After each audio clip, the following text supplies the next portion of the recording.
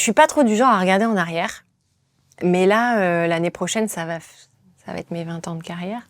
À chaque fois que je dis ça, j'ai une ride qui apparaît, tu vois. Et là, c'est un peu le moment de regarder en arrière. Et je me dis, bah, putain, j'ai quand même fait des choses de ouf, quoi.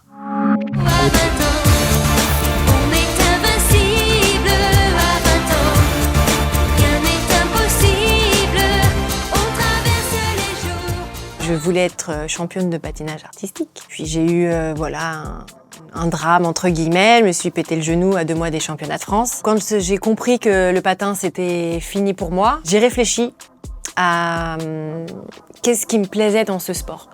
Et en fait, je me suis rendu compte que être en petite tenue à paillettes, faire mon show devant des juges, devant des spectateurs, sur une musique entraînante, je me suis dit, ok, je peux plus faire ça avec des patins sur la glace.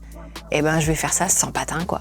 Donc j'ai commencé à prendre des cours de danse, des cours de chant, et j'ai annoncé à mes parents que je voulais devenir chanteuse un dimanche midi. Et ma mère s'est étranglée en disant, mais qu'est-ce que tu racontes, ma fille? Et j'ai dit, non, c'est vrai, maman, je voudrais devenir chanteuse. Je vais avoir peut-être 17 ans. Et j'avais rencontré Johnny Williams, qui a été mon producteur pendant des années. Il m'a fait écouter un titre qui s'appelait Près de moi, en studio. En fait, il cherchait une jeune chanteuse pour chanter les titres qu'il avait composés. Et quand je l'ai entendu, je me suis dit, waouh, c'est ma chanson. Il m'a dit, écoute, je te file la cassette, tu la travailles, et puis on se revoit demain. Et on fait des séances en studio. Et là, je peux te dire que j'ai bossé toute la nuit. J'ai dû dormir même pas 1 heure. Et cette chanson est devenue mon tout premier single. Il a ce je ne sais quoi qui fait mon cœur chavirer. Je passais mes journées en studio avec ce fameux Johnny. On était en train de travailler sur un premier album et tout ça. Et toute la journée, je lui parlais de ma meilleure amie. Tiens, tu vas faire quoi demain? Je vais voir ma meilleure amie. Tu vas faire quoi ce soir? Je vais dîner chez ma meilleure amie. On va faire du shopping avec ma meilleure amie. Blablabla. Et il me dit, mais il faut lui faire une chanson à ta meilleure amie parce que tu me saoules avec ta meilleure amie. Et je dis, ouais, carrément. C'est comme ça qu'est née cette chanson-là, quoi. Près de moi avait quand même bien marché. Et là, je crois qu'on a tout éclaté, quoi. Peut-être parce que justement, ça parle d'amitié. On sent que c'est sincère. Dans le clip, il y a ma vraie meilleure amie.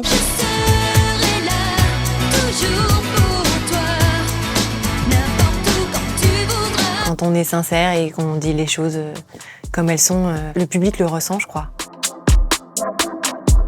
On faisait une année un album, une année une tournée, une année un album, une année une tournée, et tout ça pendant 8 ans. Et en même temps, les 2 premières années, je continuais mes études, mais par correspondance. Ça, c'était le deal avec mes parents. J'ai eu ma première année de BTS communication. Et la 2e année, en fait, j'ai dû abandonner parce qu'il fallait faire un stage. Alors évidemment, chez M6, chez Fun Radio, chez tout le monde, Fun TV, ils voulaient tous me prendre en stagiaire. J'ai fait, ouais, mais non, je peux pas venir chanter mes chansons et en même temps vous servir des cafés, les gars, ça va pas le faire. Et ça, je pense que déjà, dès le départ, ça m'a permis de garder un peu les pieds sur terre. Parce que je rentrais d'une journée promo et hop, je me remettais dans mes études, dans les devoirs qu'il fallait renvoyer. Et ma famille, mes parents, mes amis, et aussi grâce à eux, je pense que si je l'ai bien vécu, si j'ai pas pris une grosse tête comme ça, parce que le plus dur, c'est le regard des gens qui change.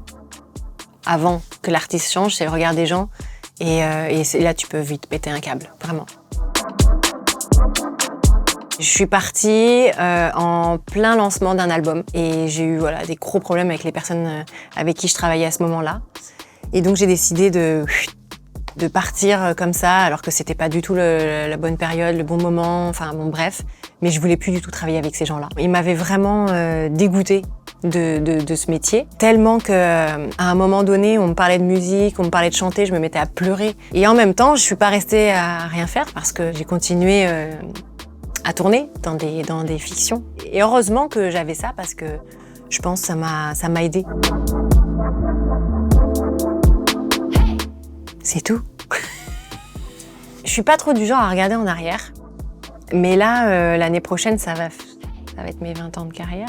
À chaque fois que je dis ça, j'ai une ride qui apparaît, tu vois. Et là, c'est un peu le moment de regarder en arrière. Et je me dis, putain, j'ai quand même fait des choses de ouf, quoi. J'ai vendu beaucoup de disques. J'ai fait des concerts, mais dans des... Bercy, je sais pas combien de fois je l'ai fait. Le Zénith, pareil. J'ai chanté dans des stades, dans des hippodromes, j'ai chanté avec Johnny Hallyday. Il est venu me voir en concert, au Zénith. Je dis, mais waouh, mais qu'est-ce que c'est que ça? Enfin, à chaque fois, je fais une petite rétrospective et je me dis, mais j'ai vécu des choses que même parfois un artiste ne vivra peut-être jamais, quoi. J'étais étonnée encore qu'aujourd'hui, on ressorte ta chanson à 20 ans. À l'époque, il y avait eu Raffarin avec La Positive Attitude. La positive attitude. J'étais étonnée, quoi. Je dis, waouh, les gens, ils vont encore, ils ont encore cette chanson en tête, quoi. C'est fou. Ouais. Arrête, je vais devenir un dinosaure bientôt. Ça y est, c'est le week-end. Vive les super week-ends. C'est comme ça qu'on les aime. Faire le plein d'énergie, c'est comme ça, c'est le week-end.